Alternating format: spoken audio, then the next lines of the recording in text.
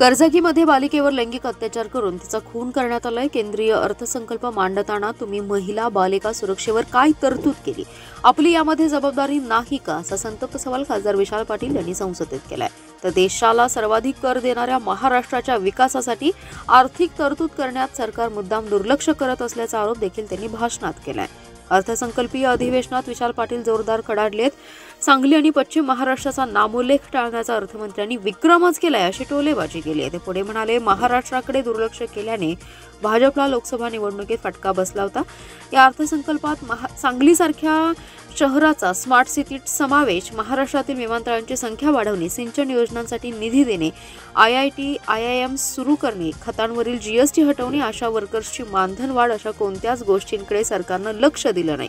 शेतकऱ्यांच्या कर्जमाफीचं काय?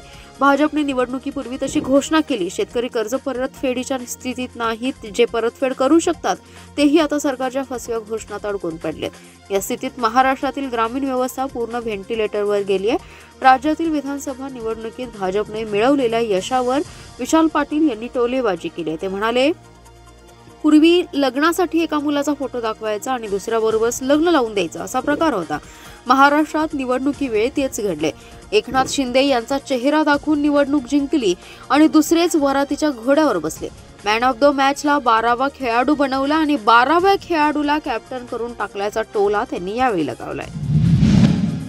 While we welcome the few positive announcements, I regretfully state that for a record 5 budgets in a row, they failed to mention the state of Maharashtra in the budget speech.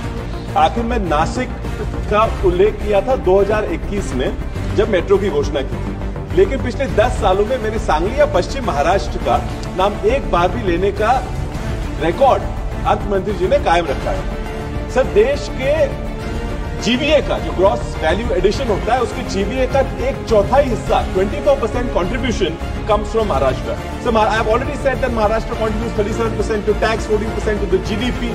So GVA is apparently many people say better economic figure. तो sir 37% contribute करता है, 6% महाराष्ट्र को वापस मिलता है। Sir, लोगों को अपेक्षा थी, हाल ही में महाराष्ट्र में इन्होंने सरकार बनाई है। पिछले साल लोकसभा में वोट ना मिले, इसलिए शायद पिछले साल बजट में कुछ दिया नहीं था, लेकिन इस चुनाव में इस बार हाई स्ट्राइक रेट से 132 विधायक भाजपा को महाराष्ट्र की जनता ने दी है। स्वाभाविक है कि लोग उम्मीद लगाए बैठे थे कि इस बजट में कुछ तो उनको मिलेगा।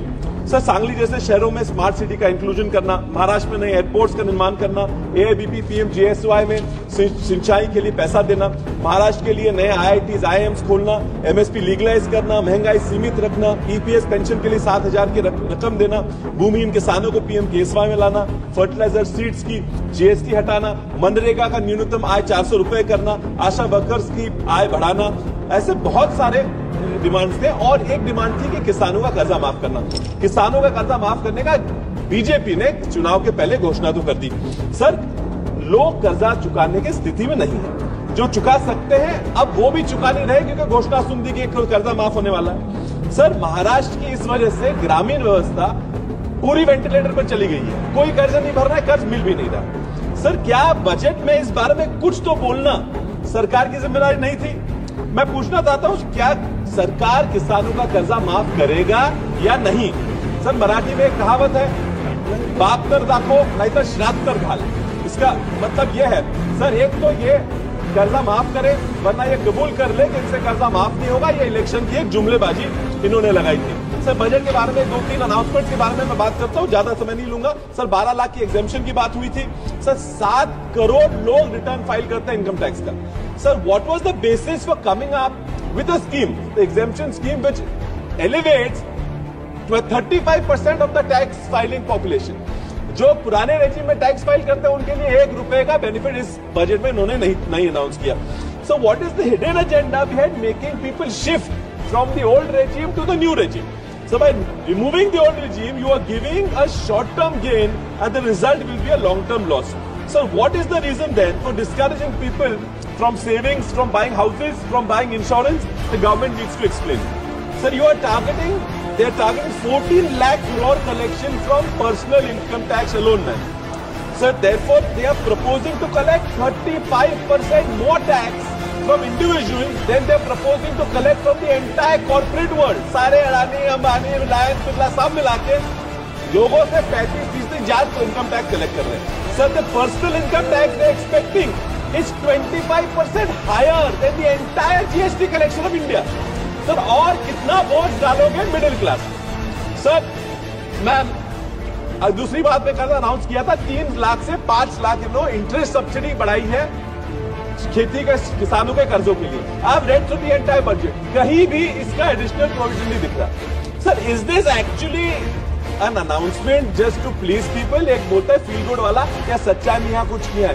कितने लोग पात्र हैं सर एक्स्ट्रा कर्जा लेने के लिए? 50-60 हजार रुपए एकड़ के ऊपर कर्जा ही नहीं मिलता, तो 5 लाख का कर्जा लेने के लिए 10-10 एकड़ जमीन लेने पड़ती है. सब मेरी मैडम 10 एकड़ जमीन नहीं है. सर, फिर उन्होंने इस बात की है कस्टम ड्यूटी रिडक्शन की. कस्टम ड्यूटी रिडक्शन में इतना इन्होंने चालाकी की है, कस्टम ड्यूटी उतार दी और एग्रीकल्चर सेस लगा दिया. यानी जो सेंट्रल पूल का पैसा था जो स्टेट्स को जाता था वो निकाल के इन्होंने सेंट्रल पूल में खुद के लिए बढ़ा दिया. So by doing this, they're stealing the funds from the states. So let's talk about the new schemes.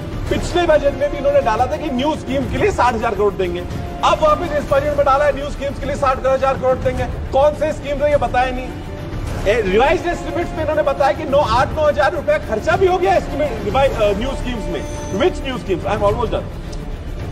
Sir, पुराने जमाने में मैडम ये सब दिखावा है, ये करते कुछ दिखाते कुछ है करते कुछ है. सर, पुराने जमाने में निकम्मे लड़के की शादी करवाने के लिए होनहार बच्चे की फोटो दिखा के शादी करवाते, बाद में पता चलता था कि बच्चा शादी किससे हुई. सर, महाराष्ट्र के चुनाव में कुछ यही हुआ. इलेक्शन के पहले एकनाथ शिंदे जी का चेहरा दिखा के रिजल्ट ले लिए, जीत गए. जीत के बाद कोई और ही घोड़ी चढ़ गया. ये ऐसा हुआ कि मैन ऑफ द मैच को इन्होंने 12th मैन बना दिया और 12th मैन अब कैप्टन बन के सरकार चला रहा है. Sir, the provision for education is not enough. I just want to talk about women empowerment for a moment because the nation talks about women empowerment. Sir, मेरे सांगली के जत तालुका के करजगी गांव में एक 7 साल की बच्ची पे दुष्कर्म करके उसका खून किया गया. Have we not, as a society, failed this girl? Have we all not failed? Where is the provision for security?